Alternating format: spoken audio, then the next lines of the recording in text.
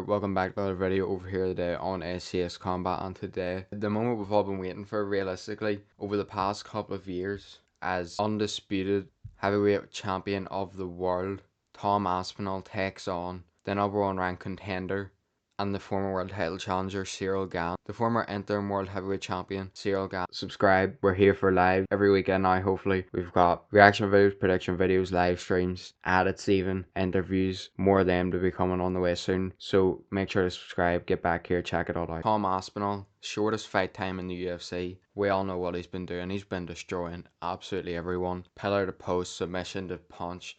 He's been beating people left, right and centre for the longest time now. Beat Arlovsky, chokes him. Then he beats Spivak, he beats Volkov, submits him. He had that knee injury against Blades, comes back in the rematch in his last fight, knocks him down with a jab. About 20 unanswered ground and pound shots, gets Curtis Blades out of there. Most notably, stops, drops, knocks out Sergey Pavlovich, one of the scariest fighters there was at the time in the UFC. One of the hardest hitting fighters there was at the time in the UFC. He was the boogeyman, and Tom Aspinall made him look normal, and if we're being honest here, took away that image. Been interim champion, he's fought everyone. I think he's fought Derek Lewis, Taito Vasa, a lot of people, most notably John Jones, Francis Ngannou, which are his only two losses on his record. Obviously a lot of people's greatest fighter ever in John Jones, and the last just destroyer at heavyweight. There's a couple of ways that this fight could go, and if we're going to be realistic, Gane, like he did in the Ngannou fight, is going to try and outstrike Tom Aspinall on the feet. And no matter really, in my opinion, how much Ciryl Gane has worked his wrestling over the past couple of months, camps and fights, it's not going to be enough for this Tom Aspinall fight. I really do think that if Tom Aspinall can't stop him on the feet, he'll probably just take him down and submit him. And I think when someone hasn't been beat, or not that Tom Aspinall hasn't been beat, but when someone's looking like the way he has in his UFC run, it's insane. He lost via leg lock on the regional scene, DQ from illegal elbows in the regional scene, and then he had that Curtis Blades fight. 6'5" versus 6'4". Gane has a 3-inch reach, and that's obviously where the outpointing bit comes in. I just don't see it working for him. I mean, the obvious questions are there for Tom Aspinall, and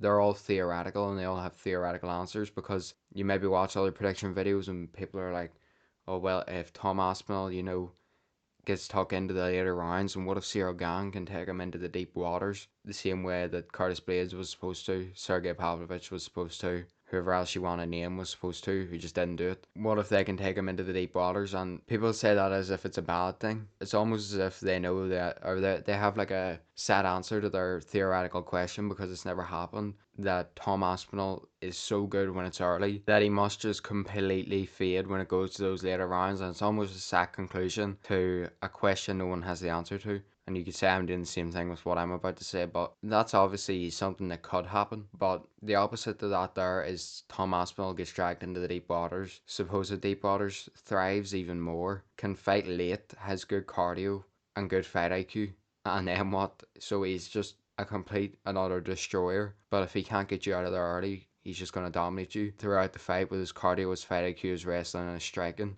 If that's what happens when Tom Aspinall goes later into the fight, no one in this heavyweight division's beating him. I think a lot of credit is put on Ciryl Gane's chin, in my opinion. He survived the Ngannou fight and went 5 rounds, but Ngannou had no knees. Taito Vasa dropped him. Ngannou was obviously one of the most powerful fighters we've ever seen, and he's knocking people out instantly.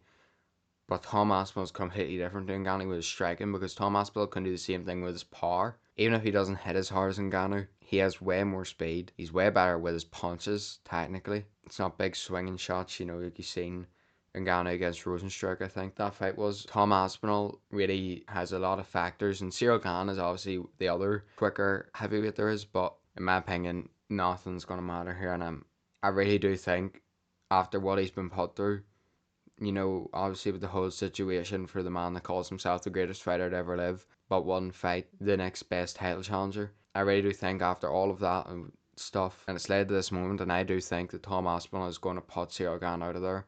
I think he's going to do it early. Gane, the route to his victory in this fight is point striking on the back foot. In my opinion, if Tom Aspinall can't get you down, he hits too hard and too quick, and I think he'll be able to get Ciryl Gane in a position that he can't get out of. Just stun him. Like, even that Pavlovich fight, Tom jabs him to the chest and then hits him with the right hand, and pretty much that was it over. Then he does it again and hits him with the right hand again, and he's out. Not everything is plain sight, you know, because I guarantee that Pavlovich did not see that right hand coming because it's too quick. You know, the same thing could happen to Gane.